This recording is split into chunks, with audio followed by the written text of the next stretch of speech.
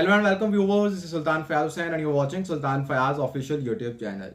नाजरीन, दो बड़ी अपडेट्स हैं जो आपके साथ शेयर करनी है। एक है बलूचिस्तान से, जहां पर 5 अफराद की जो लाशें हैं वो बिजली के खंबे के साथ लटकती हुई मिली हैं। ये क्या स्टोरी है, इसके पीछे क्या मुहर्रिकात हैं, वो आपके सामने रखेंगे। इसके साथ साथ पंजाब से कंटेंट क्रिएटर जो है ओन अली खोसा, जो कि मज़ाहिया कंटेंट बनाते हैं, वो गायब है।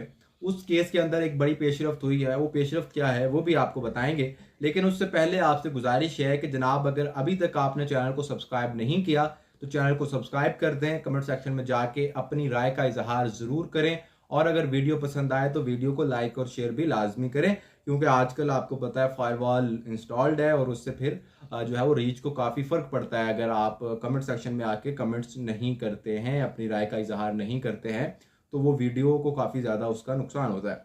तो जनाब, दोनों स्टोरियों की तरफ चलते हैं। सबसे पहले बात करते हैं ओन अली खोसा की। ओन अली खोसा जो है वो पंजाब से लाहौर के एक यूट्यूबर है, जो कि पाकिस्तान तहरीक इंसाफ के हक में और जो है वो जो दीगर हुकूमती इत्तेहाद है उसके खिलाफ वीडियोस बनाने के लिए जाने जाते हैं। उनकी बहुत सारी वीडियोस जो हैं वो सोशल मीडिया के ऊपर ज़ेर गर्दिश हैं। मज़ाहिया अंदाज के अंदर वो अपना पैगाम पहुंचाने की कोशिश करते हैं, अपनी बात करने की कोशिश करते हैं और तहरीक इंसाफ के बयानिए को जो है वो ज़रा प्रमोट करते नज़र आते हैं। लेकिन ये कोई गुनाह नहीं है। ये कोई आप पाकिस्तान तहरीक इंसाफ से इख्तलाफ कर सकते हैं, उनके कंटेंट क्रिएटर्स से इख्तलाफ कर सकते हैं, उनकी तरफ झुकाव रखने वाले सहाफ़ियों से इख्तलाफ कर सकते हैं, लेकिन ये कोई ऐसा जुर्म या गुनाह नहीं है कि आप उनको उठा के गायब कर दें, आप उनको अगवा कर लें और फिर उसके बाद आप कहें जी कि आपको तो पता भी नहीं है कि वो कहाँ गए, और आप ये कहें जी कि हमारी तो कोई जिम्मेदारी नहीं बनती, हमें तो नहीं पता कि वो कहाँ गए। तो जनाबे वाली, अगर आपको नहीं पता तो ये पंजाब जो सेफ सिटी बनाया गया है, लाहौर जो सेफ सिटी बनाया गया है और इसको कहा गया जी कि अब लाहौर के तमाम शहरी महफूज हैं क्योंकि हमने इसको सेफ सिटी बना दिया है। मरियम नवाज साहिबा, इससे पहले शहबाज शरीफ साहब इस हवाले से बड़े बड़े दावे कर चुके हैं। लेकिन लाहौर शहर के अंदर से अगर ओन अली खोसा को रात को 10 लोग उसके घर के अंदर घुसते हैं, घुस के वहां से उठाया जाता है और उठा के उसको गायब कर देते हैं, तो किसकी जिम्मेदारी है ये किसी सहाफ़ी की जिम्मेदारी है, या किसी दीगर सोशल मीडिया एक्टिविस्ट की जिम्मेदारी है, या किसी ह्यूमन राइट्स ऑर्गेनाइजेशन की जिम्मेदारी है?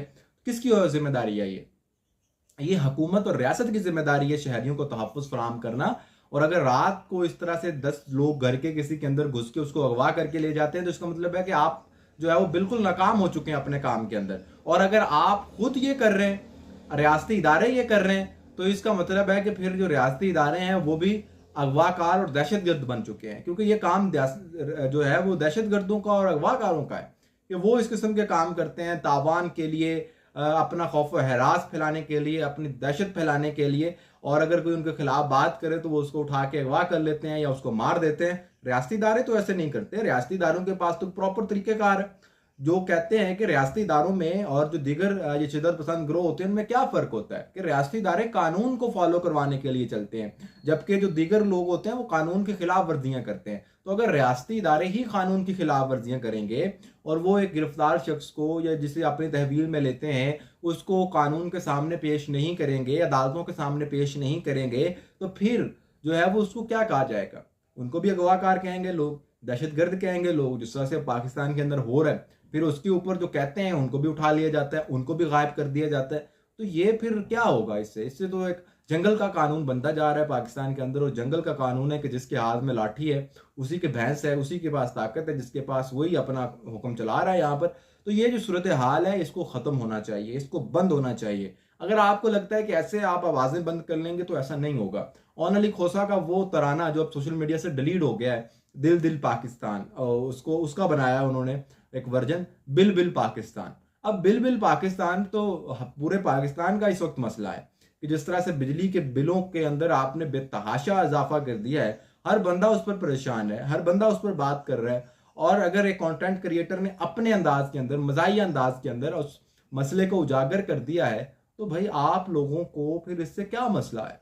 आपने उसको अगवा कर लिया, आपने उसको उठा लिया, उससे तो उसका जो वो कंटेंट था, जो उसकी वो पूरी वीडियो थी, वो तो पूरे पाकिस्तान ने देख ली है। हर जगह पर जो है वो वायरल हो रही है, हर जगह पे वो लग रही है। जिसको इसके बारे में पहले नहीं पता था उसको भी अब पता लग रहा है। तो ये आप इससे जो है वो नफरत में इजाफा करेंगे, इस आग के अंदर तेल झोंकेंगे, इसके अलावा आप और कुछ नहीं करेंगे। दूसरी स्टोरी की तरफ चलते हैं। दूसरी स्टोरी ये है, वो इससे भी तशवीशनाक मामला है कि बलूचिस्तान जो कि पाकिस्तान का एक सूबा है, और उस सूबे के अंदर आपके 5 शहरियों को कोई लटका के चला जाता है और आपको पता ही नहीं इस बारे में।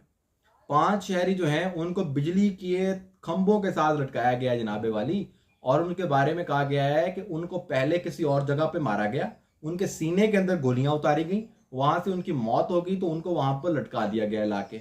ये जो है वहां के एडिशनल एसएचओ अब्दुल हकीम ने बीबीसी जो कि बैनुल अक़वामी नशरियाती इदारा है उसको इस बात की कंफर्मेशन भी की है कि जनाबे वाला ऐसा ही हुआ है। तो ये किसी की जिम्मेदारी है?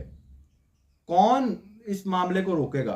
और इसकी जो मुमकिना तौर पर अभी एक मफरूजा है कि इस किस्म की जो कार्रवाइयां हैं वो ईरान के अंदर एक तंजीम है जैशुल अदल, वो यहाँ पर आकर करती है और वो फिर वापस, तो किसने रोकना है? एक दूसरे मुल्क से उठकर लोग आते हैं, आके हमारे मुल्क के अंदर लोगों को मारते हैं, मार के उनको उसके ऊपर टिकाने लगा देते हैं और वो फिर वापस चले जाते हैं। तो किसने रोकना है उनको? किसकी जिम्मेदारी है ये? किसने अमन और अमान को कायम करना है? तो ये जो मामला है, ये जो सूरत हाल है, जैशुल अदल जो है वो ईरान के अंदर एक तंजीम है, मुसल्लह तंजीम, वहाँ से यहाँ पर आके जो है वो कार्रवाइयाँ करती है और जो है वो हमारे रियासती इदारे अनफॉर्चुनेटली उनको फिर रोकने में नाकाम है। अभी एक मफरूजा है, अभी इस बात की तस्दीक नहीं हुई कि उन्होंने किया है। जिसने भी किया है, जिसने भी किया है, इसको रोकना किसकी जिम्मेदारी थी? इन लोगों की जानों का तहफ़्फ़ुज़ करना किसकी जिम्मेदारी थी? ये सवाल है।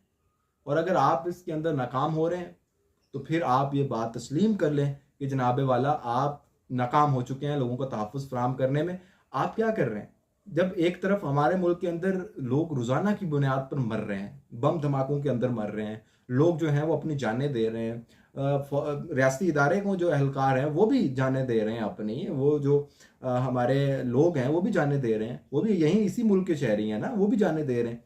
लेकिन इस सबका जिम्मेदार कौन है? आप लोगों की पॉलिसियाँ, आप लोगों की पॉलिसियों ने आज यहाँ पर पहुंचा दिया है। और इस सारी सूरत हाल के अंदर आप इसको कंट्रोल करने के बजाय आप कह रहे हैं कि हमें इतने लाख ज़मीन दे दें, हम उसके ऊपर जो है वो ज़राअत कर लें, हमें जो है वो सीवीओ है कराची वाला, उसके ऊपर आप हमें इतनी ज़मीन दे दें, वहाँ पर हम जो है वो प्लॉट काट लें, वहाँ पर हम सोसाइटियाँ बना लें, हम DHA बना लें।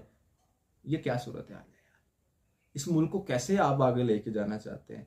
क्या करना चाहते हैं आप इस मुल्क के साथ? और फिर जो इन सब चीज़ों के खिलाफ आवाज़ उठाता है उसे गद्दार और उसे दहशतगर्द और उसे इंतशार फैलाने वाला कह देते हैं, उसे डिजिटल दहशतगर्दी का खिताब दे दिया जाता है। क्या है ये? क्या सूरत हाल है इस मुल्क के अंदर? ना कोई कानून है, ना कोई आइन है। आइन को मानना है जी। आइन क्या कहता है? आइन का आर्टिकल 10 से क्या कहता है कि अगर किसी को उठाते हो तो उसको 24 घंटों के अंदर अंदर अदालत के सामने पेश करना होता है। और फिर हमें यही लोग आके लेक्चर देते हैं कि आइन की जो है वो आप खिलाफ वर्जी कर रहे हैं, और आइन आइन आइन आइन आइन कौन सा आइन भाई? आप तो मान ही नहीं रहे, रियासत खुद ही नहीं आइन को मानती, तो फिर आम शहरी किस तरह से उसको उसके ऊपर यकीन करेंगे, किस तरह से उसको मानेंगे? मुझे समझ नहीं आता ये मुल्क चल कैसे है। खुदा का खौफ करें, और इसको अगर आप चाहते हैं कि इस मुल्क के अंदर अमन सुकून आ जाए तो फिर ये सारी कार्रवाइयाँ बंद करें, इंसान के बच्चे बने और कानून और आइन के मुताबिक काम करें। Good bye.